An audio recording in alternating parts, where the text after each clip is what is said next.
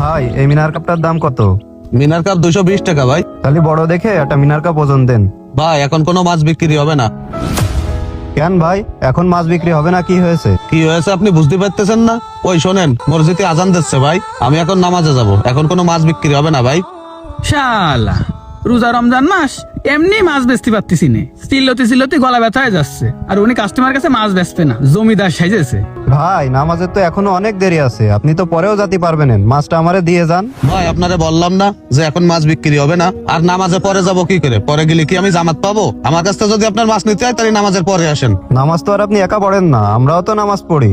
ভাই তাহলে তো কোনো সমস্যা নেই, চলেন দুই ভাই যায় তাহলে একসাথে নামাজ পড়ে আসি, তারপরে আপনি আইসে মাছটা নিয়ে যায় নেন। না না ভাই, আমার এখন নামাজ পড়তে যাওয়ার সময় নেই, আমি বাজার করে নিয়ে গেলি তারপরে রান্না করবে। আপনি আমার একটা মাছ ওজন করে দিয়ে তারপরে নামাজে যান। না ভাই, এখন ওই একটা মাছ ওজন করতে গেলে আমার আবার উজু করতে হবে না, আর উজু করে নামাজে যাতে নামাজ শেষ হয়ে যাবে না ভাই, আমি জামাত পাবান না। আপনি এখানে দাঁড়ান, আমি নামাজ পড়ে আসি, তারপরে আপনি মাছ নিয়ে নেন। আর যদি আপনার এত দেরি সহ্য না হয় তাহলে আপনি অন্য কোনো দোকানে দেখেন গে ভাই, তারপরেও আমি নামাজ না পড়ে এসে আপনার কাছে মাছ বেচতে পারবো না ভাই।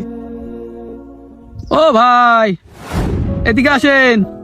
কি হয়েছে ভাই বলেন? কি মাছ নেবেন ভাই? নিতে তো চাইলাম মিনার কাপ, তা উনি তো না দিয়ে নামাজে চলে গেল। ওই লোক ওরকমই কাস্টমারদের সাথে সবসময় খারাপ ব্যবহার করে, তাছাড়া উনার মাছে মনে হয় সমস্যা আছে, এই জন্য কারো কাছে বেচতে চাচ্ছে না। আমার কাছে ভালো মিনার কাপ আছে, আমার কাছ থেকে নিয়ে যান। হ্যাঁ ভাই, ওই লোকটারে দেখে ওই রকমই মনে হচ্ছিল। তা আপনার এই মাছ কত করে? বেশি না ভাই, 240 টাকা করে রাখপানে। যদি 220 টাকা করে হয় তাহলে এটা ওজন দেন। 220 টাকা করে দিলে তো লস হয়ে যায়, এক পিসি আছে, যাই হোক কি আর করা, আপনি নিয়ে যান। আচ্ছা দেন তাহলে। কি ব্যাপার রায়ন ভাই, বেচা কিনার কি অবস্থা?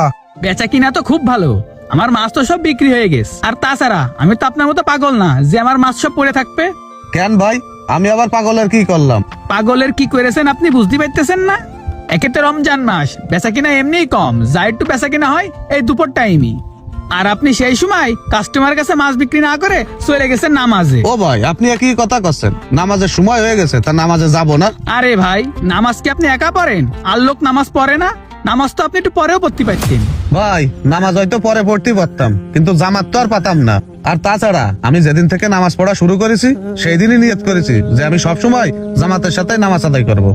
আপনি যদি এইখানে এভাবে ব্যবসা করেন তাহলে তো এই বাজার ব্যবসা করতে পারবেন না, ঘুটি কম্বল নিয়ে আপনার চলে যেতে হবে না। আর ভাই শুধু তো নামাজ পড়লেই হবে না, ব্যবসা বাণিজ্যটাও তো ঠিক মতো করতে হবে।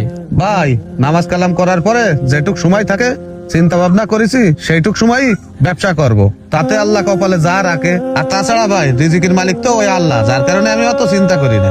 ওই আল্লাহ আমার কপালে যে রিজিক লিখে রেখেছে তাই হবে ভাই। দেখেন আপনার কপালে কি আছে।